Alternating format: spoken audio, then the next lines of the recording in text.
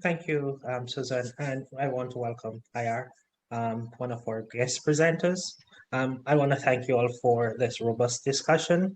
We'll come back to some of the points. So we're going to move on to hearing from two of our partners who have um, adopted and implemented Share the Platform in their own work, IR Atta and Halima.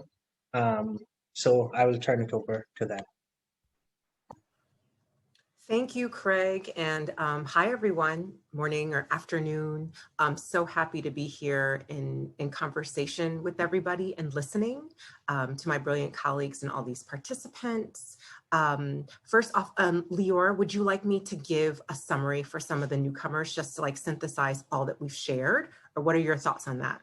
Okay, sorry, Ayar has to leave in 10 minutes, so what I think we should do is have Ayar reflect on his experiences, and then we'll come back to you, Halima, and you should reflect on that, okay?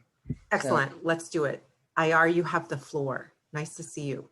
Oh, nice to see you everyone again. Nice to see all these familiar faces, some new faces, and it's nice to see Share the Platform in action again.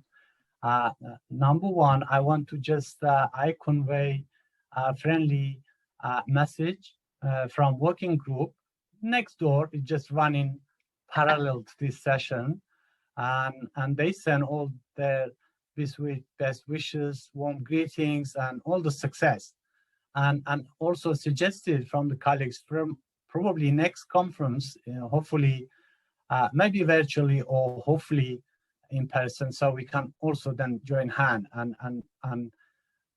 share the platform, if you like. So and benefit from your experience. I can recall, I don't know, obviously I was engaged in another discussion. My mind is still there, but I am trying to rewind the video in May that I talked to Alfred and also Anita and Halima in that conversation. In few minutes, I just want to reflect on what I think I heard then, and then how implication of all these warm and nice words and obviously ambitious partnership between different parties, refugee, non-refugees, and especially inclusion of refugee scholars into that leadership, and then and bringing in that win-win situation, if you like.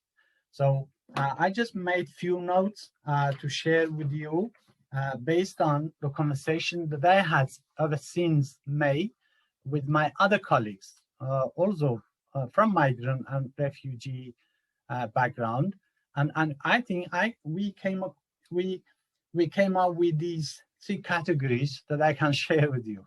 It really is a reflection of an informal working group between 5 scholars, 2 women and 3 men, that we thought that you should hear what we think should be part of analysis of inequalities or inclusion or on exclusion of some people in the leadership, for example, of some organizations. If I just say there are three levels that we think, or I think, that refugee running services and refugee organizations, for example, in London, where I live and I am more familiar with, it could be put in 3 categories. Number one is our own personal informal networking. That is working well. I am in a social capital of migrant and refugee people, the scholars or lawyers or teachers, or I want a PE teacher, for example, or others, with, for example, I can name 100 people. But overall, we all under-resourced. Our own resources, our own network is limited to emotional contact, talking about what happened back home, news, food sharing, and now, obviously, post-lockdown, we have the opportunity also to meet up, cycle together, walk together, chat, and that is a luxury that we all miss, and is now we know is so important that we all see each other face to face. We're doing well, refugees and migrant scholars and people generally doing well in this level. But then the second level, it becomes semi-formal and then more professional, which is the volunteer sector. For me, that is the wonderful sector, friendly, accommodating, diverse, and it is any issue you name it, there is a society and there is a voluntary organization in London, for example. Obviously, officially, 20% of the economic activities in London is voluntary sector, non-profit, if you like, NGOs, as probably called in America and elsewhere. And that's where, again, many refugees like me, for example, I was invited through the Croydon Voluntary Action, is an umbrella organization, 100 small and large organization, to work closely as a consultant with, for example, Croydon Council. And that was successful in 2018, 19, and 20 until the lockdown happened. And that again happened because the voluntary sector like diversity, they appreciate it. And I just came through that network of professional contact that they actually need a co-chair, they need a consultant. It's partly paid, partly voluntary, but that was a good opportunity for me to try the theories that I thought that I learned about integration. And obviously that was really eye-opening for me, that not all the theories are really working. Real life is much more complicated, but it's good someone to go there and say, well, I have the qualification, I have the experience, and then I can add to what you have achieved. And I was really appreciated there, and I learned, and I'm still part of that group. But then the third level, it is then, for example, the public and the government, both local in London, we call it local government, and central government, and universities, mainstream universities. They're really hard to break in. They're really hard to engage with. They have their own constraints, the funding criteria, the people that they know and trust, and obviously the techniques and all the experiences, your publication.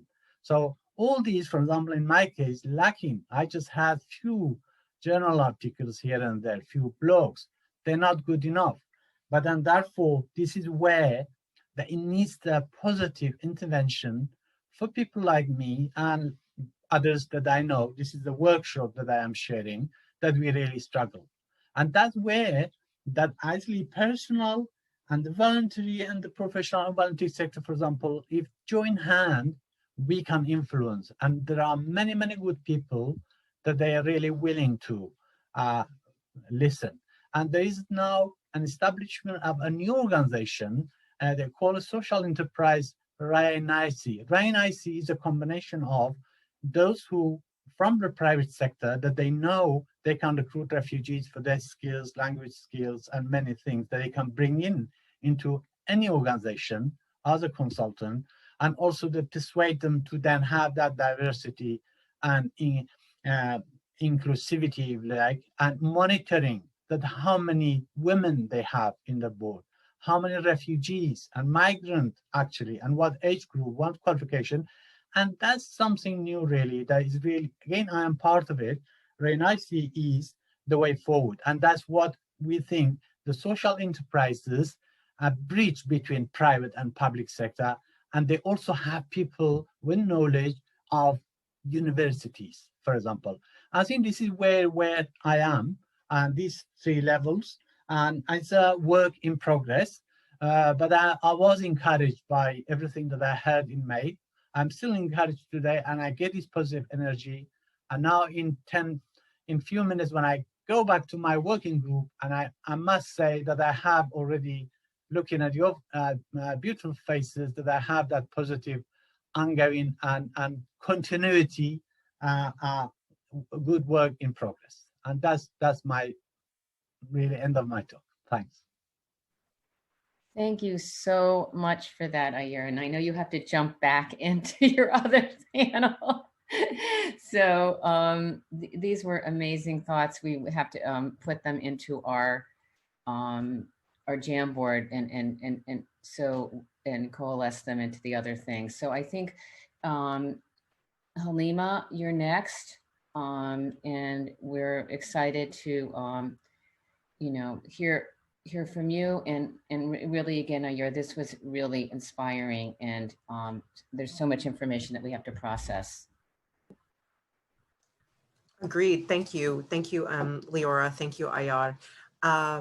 So I feel like Ayar just really represented quite well by bringing all the expertise and suggestions from his community of like what's necessary. And they really paralleled and intersected with some of the things that we discussed earlier in our session. So I see that as number one, affirming, like we were on the right track. And number two, like Leora said, there's lots to process. Do you know what I mean? Like, and see how we can continue activating some of those things and continue working for different interventions and practices and guidance to continue centering people with refugee backgrounds. So I will give a little bit of reflection and then maybe synthesize some of the things that we shared from earlier for some people who are new. But I wanted to essentially like state my positionality before I share a bit of who I am and where I come from. So I speak from the perspectives and experiences and generational lens of probably fourth or fifth generation African-American, a third generation born and bred in the North with ancestors who are, of course, products of forced migration by the transatlantic slave trade, but also as ancestors of the Great Migration from the South to the Midwest. So that is where I'm speaking from. I also speak from the professional position of a forced migration practitioner who focuses in refugee resettlement and integration in the US context and environment. So I wanna just share that's where I am like speaking from and my most recent experience lies. So I have a couple of thoughts and I'll kind of keep them short from my time working here. And also I think a lot of it is also informed with my work working with displaced persons and migrants overseas too, and in England, but I'll speak mostly just to the US.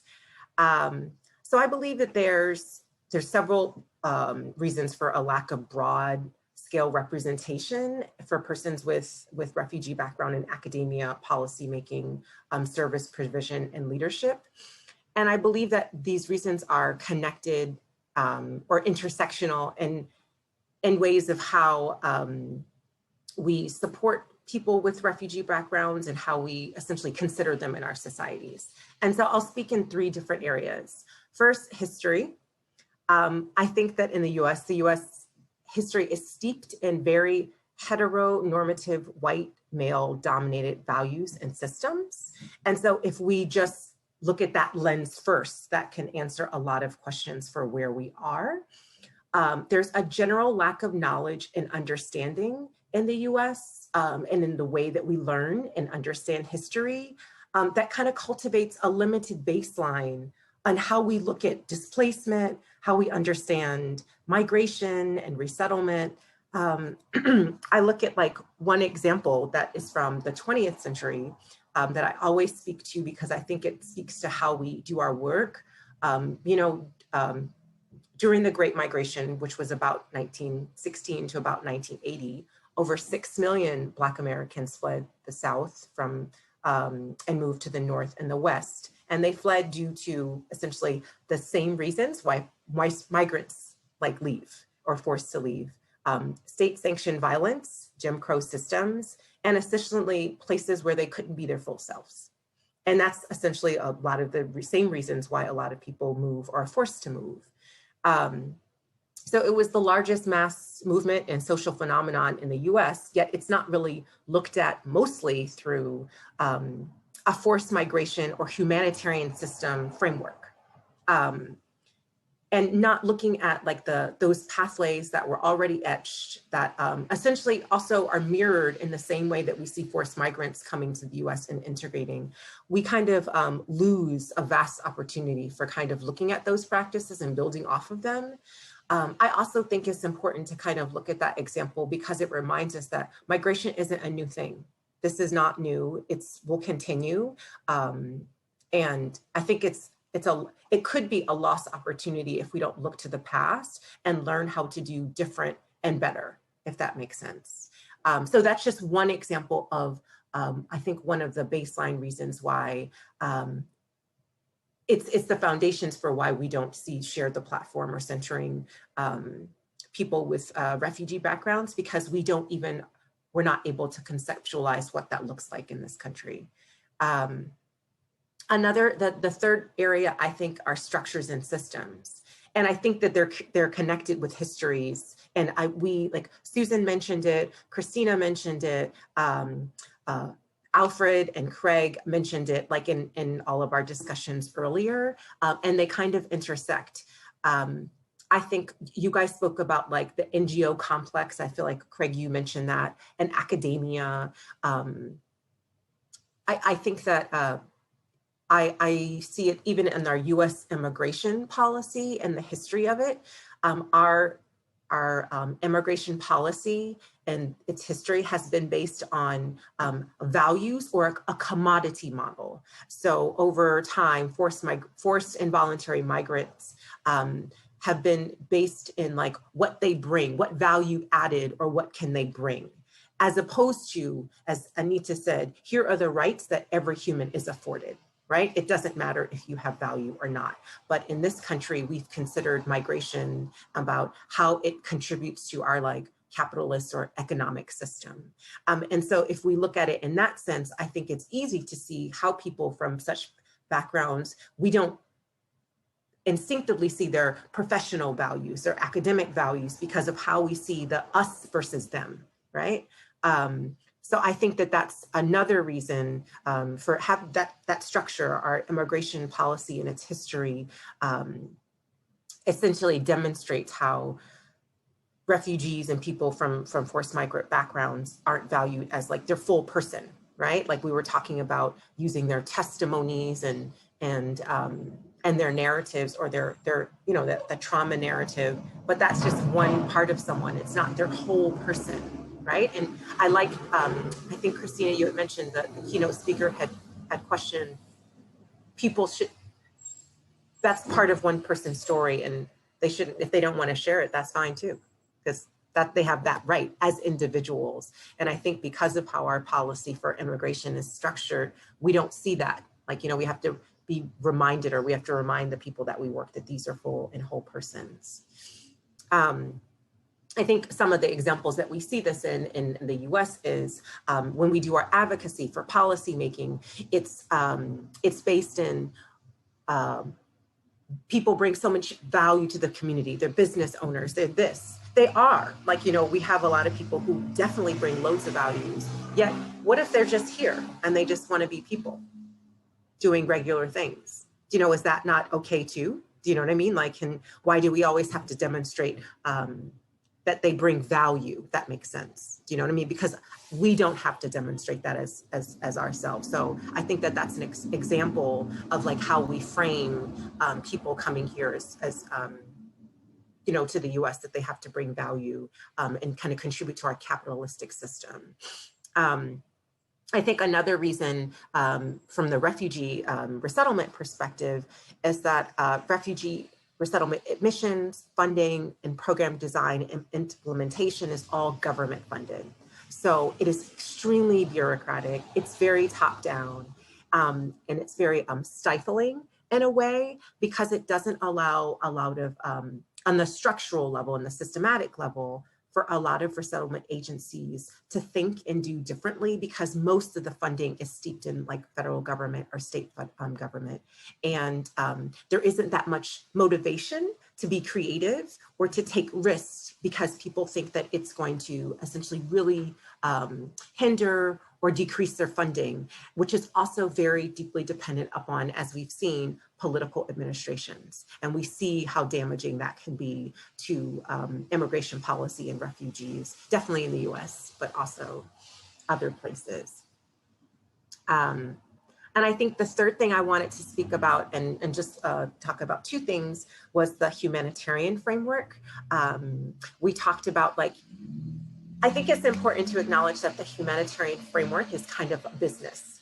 Do you know what I mean? Like, it is a thriving business in which a lot of people that are involved in this structure globally and domestically essentially wouldn't have livelihoods if there weren't, like, you know, how people consider it people to help. And I think if we don't kind of think about it in that framework, we also lose sight of like why things are like they are. So I think we have a lot of work to do in reframing how humanitarian frameworks and mentality and work is done. And because that will also allow us to think differently about representation and centering people from refugee backgrounds. And I speak about the domestic setting, but I think that that's globally as well. I think that there's a lot of reluctance in these humanitarian frameworks to let go of some of the existing power structures and positions and to do things differently. Do you know what I mean? Like, I think that that's one of the things that also hinders and is a massive barrier, because I think if we look at change and structures and social systems, there is a thing of like giving something up. And I think that scares a lot of people if we're really honest. And so it also hinders us from being creative and be able to think differently. So I think that those are three areas that they're not all of the areas, but I wanted to touch on those because I think that they're the most important, and we kind of touched around them in the discussion. I think that there's a lot of things, so discussing some of the existing barriers, I can speak about there's a lot of good things happening, right? That there's starts, and I can speak about some that are happening within the refugee resettlement area. So I think it's also important to think about a lot of these things have been changing because of the intersectional impacts and urgency that we've seen in the 2020 social uprising in the US and worldwide. I think Alfred had mentioned the Black Lives Matter, as well as the Me Too movements have kind of forced institutions, definitely within refugee resettlement, but also in other movements, to kind of address structural injustice, to build knowledge, and to have equity and leadership in all aspects of the organization. So I think that 2020 it was a dumpster fire for so many reasons, but it was also, out of a lot of things, out of that strife came a lot of positive things that we're really building on. So one of the things I speak about in my organization when we're grappling with this is, you know, structural injustice and racism has been very creative in keeping people down in the US and globally. Let's use that same creativity to kind of like represent and to build up and to center people from refugee backgrounds. So that's one of the things I say, like, let's be creative and figure it out. So in leadership, in our field, there's a couple of things that are happening. We've got a refugee Congress that is essentially representative of people from all over the US, and they are informing and advocating for change within policies and in programs, which I think is brilliant because it speaks to, it's also like an incubator for leadership, public speaking, for advocacy, and it provides what Ayar was saying, the cross-section of like voluntary and professional to kind of professionalize and like, hey, these people, like, you know, here's someone who has a lot of experience and that can maybe help them transfer into other professionalized skills and jobs. I've also seen an increase in people from refugee backgrounds in leadership and managerial roles, which is very important. I also encourage co-leadership models. So it's something that I feel like Alfred was speaking to. And I think Susan spoke to it also. If you don't speak a certain language, people don't see you as equals, right? But that's not true. It has nothing to do with that. It's just that you don't use the right words. So what about co-leadership models? So fine, one person can't write the reports the same way, but maybe they don't have to. Maybe the non-person without the refugee background can do all the boring work. And, you know, the person from the refugee background can do all the important work and use their expertise, you know, so we can look at different skills that are equally valuable and use them to have effective leadership. I've seen that and I really push for that. And I actually even see that in shared platform, do you know what I mean? Like, and making sure that people's expertise is valued. I'm seeing, like I said, a lot of representation in refugee resettlement agencies and the staff. So their language skills, you know, a lot of the staff speak like 8 bazillion languages, which a lot of social workers don't, you know, and that is a deeply valuable skill. I also have seen more, it used to be more voluntary, but more paid work. That's the thing, like, it's great to volunteer, but people don't have that privilege. People need to essentially have livelihoods. And so paying people like, you know, whether it's in research, whether it's in academia, valuing their expertise, and not just their lived experience, but also in the other expertise. People are business owners, and so these are transferable skills. So helping people build up to that level to be able to speak that language. There's also organizations, there's grant makers concerned with immigrants and refugees that provide guidance and resources for organizations that are providing funding for these things. To how can you provide funding in the best way? How can you collaborate and have coalitions with other organizations to build power and to lift up? I think that that's super important. CWS has a good cadre of grassroots organizers that come from refugee backgrounds that are impacting local and state and national governments and policy making. I think so that shift from old power to new power is super important. And I also really think the intersectional approaches of what we were talking about earlier in program design, in research, I think someone said, starting from not oh, we're going to do a program and we created all of it, but we have an idea. Let's have people from the very beginning and partnering from the very beginning to be equal decision makers, you know. And I think it's important to kind of check in with ourselves and know when to step back and know when to step up, right? Oh, so I can help with finding this funding, but I want, I'm gonna I need those ideas from you, and you can help me because maybe someone says, I have the academic credentials, but you have the expertise. So partnering that way. So I think that there's so much room for growth and how we consider, but I also think, like I said earlier, part of it is education, the continued education and self-checking in. That's really, really important. And I'll kind of stop there if anyone has any questions or anything else. But thank you for allowing me to be part of this conversation and listening and learning from everybody. Halima, that was just fantastic. I've tried to capture those ideas in the Jamboard. Just a quick message to everybody. The Jamboard, for some reason, was not sharing as well. I've tried to share the link again in the chat so people could take a look at it. But in any case, our Share the Platform project team will be making these notes and all of the ideas that have come out of our joint thinking together available in our website and through the materials, and hopefully in our activities as we go forward. But finally, I just wanted to convene the whole group of us together to see if there are any additional points or comments or suggestions that people would like to make from having shared and heard and reflected on what we've been talking about today. And you know, of course, I'm also capturing this for our collected wisdom and knowledge. So is there anybody who would like to share a sort of a synthesizing thought or additional perspectives?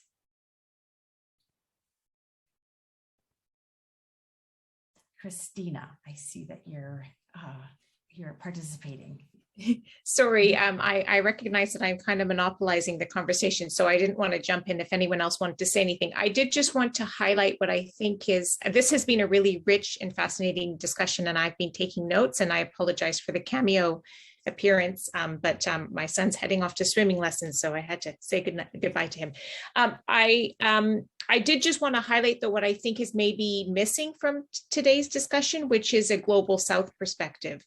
So we've heard from, you know, all of the speakers today, including myself, are based in institutions in the global North. And I think that there can be more efforts perhaps to link. There's been a lot of discussions in the conference about you know, global North versus global South relationships. And there's also been discussions around participation and sharing the platform, but I feel like sometimes these two conversations haven't overlapped enough. And so just acknowledging our positionality, and as Halima says, maybe our own privilege too, in the fact that as global North, people based in the global North, we have particular resources and platforms. And I think that we need to think about how to reach out to our colleagues in the global South as well. Thank you so much, Christina. I'm making a note of that. Sorry for my loud typing. That's, I think, an extremely urgent point as we, I think one of the exciting support mechanisms of the IASFM was to really try to have the conferences hosted in the Global South for the refugee studies practitioner and academic scholarly community. But as you're pointing out, we do still bring our modes of knowing, our modes of meeting. This is something that maybe Craig would like to talk about a little bit as well. Just some of the ways that things work in the global North that are taken for granted. The ways that we meet, the ways that we have conferences, the ways that we keep time, right? The ways that are hard to get to know each other.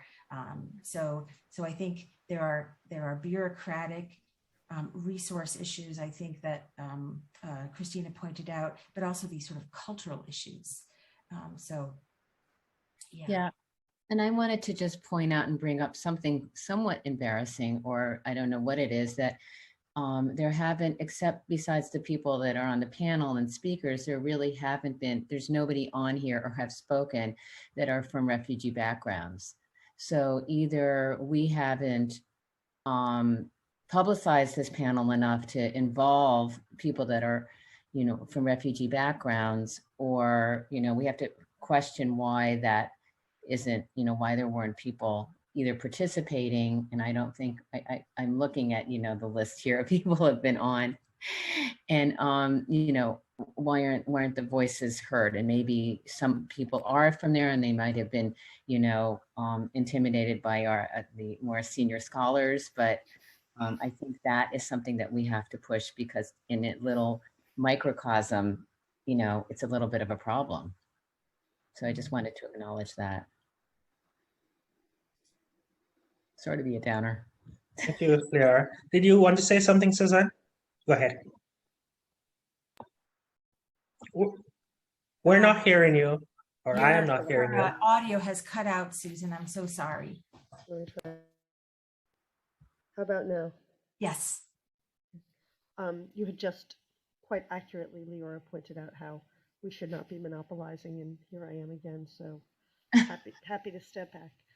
The first thing I wanted to say is, I'm really delighted to say that it was a heavy competition to come into this room, because there are no less than 4 panels right now happening that are in some way about sharing knowledge with the Global South, about partnerships, and that is one of the terrific things about this conference. But it does mean that one hopes that maybe the reason there's a little bit less of that here is because people from refugee backgrounds are in other sessions as well.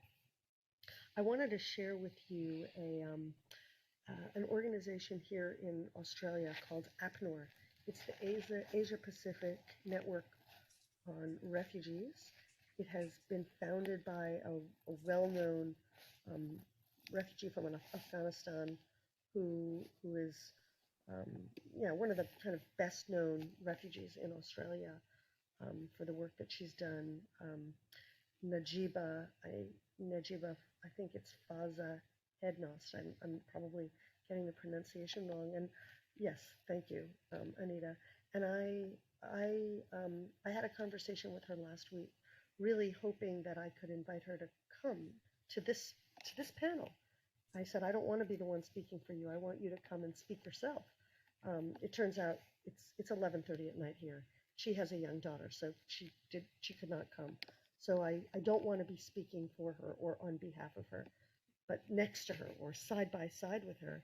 So the aim of APNOR is, or one of its aims, is to work with refugees in the Asia Pacific, but in the Global South. So in countries like Thailand, Malaysia, Bangladesh, etc., and to work with them to develop some of those partnerships. So some of the things that Najiba and I have spoken about, and we're at the very beginning of what we hope will be this very long process, is some of the ideas that I put in the chat. which is maybe potentially developing kind of a mentorship relationship between refugees and protracted refugee situations and maybe academics at the University of Sydney, which is where I am, or other academic institutions in Australia. We talked about potentially there being a kind of a student refugee discussion, but I immediately am concerned about that. I mean, in every single one of my classes, I talk about how research is extractive, and we want to make sure that the benefit should not accrue to us. If we're having exchanges with people in protracted refugee situations, the benefit needs to accrue to them. And students, as well-meaning as they are even more likely to step afoul of that. I mean, I have, as we've admitted, I'm going through my path. So there's, along with the goodwill and the good ideas, there's the fear of stepping aside. And I'm a little loath to bring this up with just a few minutes remaining. So cut me off, or we can just drop it. But one of the things that I think is quite difficult is that it has been my experience that refugees very often want to talk about their stories. They want to talk about the contributions they gave. I am certain that heaven did not ask for the 3 refugees yesterday to speak as they did. They wanted to. They wanted the message that refugees are important contributors to society. So there's a really interesting thing going on when scholars of the global north are saying refugees don't have to say how great they are, and refugees from those backgrounds are saying, actually, we may want to tell those stories. I found myself, I'm admitting an affective moment yesterday. I found myself worrying about what they were saying yesterday.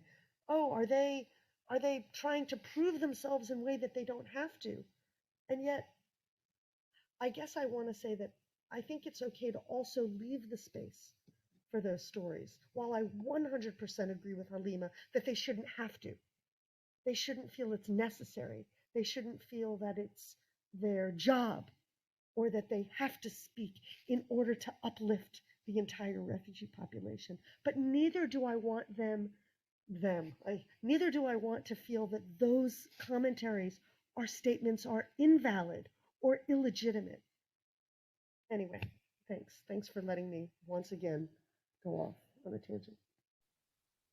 Thank you, Susan. And sort of, if I might jump in for the couple of minutes that we have, there's another side to that, Susan, in that we talked about the sort of industrial complexes. We talked about sort of value that's placed on in the sort of economic systems. And I do a lot of trauma work in my day-to-day work that I do. And within that space, oftentimes because resources are tied to you sharing those trauma, folks have been sort of socialized to come into those spaces and share the trauma. And one of the things when I moved here, that I kept on saying to agencies that were providing support for me was, give me the space to choose whether or not I want to share the story. Give me the space to choose whether or not I want to out myself or identify as somebody from forced migration background, sort of within certain spaces. And I think oftentimes people from forced migration backgrounds are not allowed that space. And so we kind of train our minds in that way that we have to. This is where I'll prove to you that I'm worthy. This is where I'll prove to you that I have expertise by showing you all the difficult things that I've gone through. Think about sort of like how citizenship work in the US and in many countries. You have to do an exam to say you're worthy. And the people who are born here don't know half the stuff that's on that exam. And so you find people will try to get the knowledge of the history of US so that you can prove that you're worthy to be a US citizen. And I think that's a problematic piece that needs to be sort of worked on or overcome. I think we probably will be cut off in a few minutes or probably 1 minute. So I want to take the time to thank you all for being here and for contributing to this very robust discussion. Please do visit our website at sharetheplatform.org. You will find the comprehensive notes from this session, as well as you will be able to follow us. Please, if you haven't taken the pledge, take the pledge and apply to join the network. And we're looking forward to collaborating with organization individuals, and you will hear more from us as we continue presenting on Share the Platform. I want to thank Halima and IR and IASFM members for adopting our Share the Platform principles. And for people in different time zones, good night, good morning, and good evening.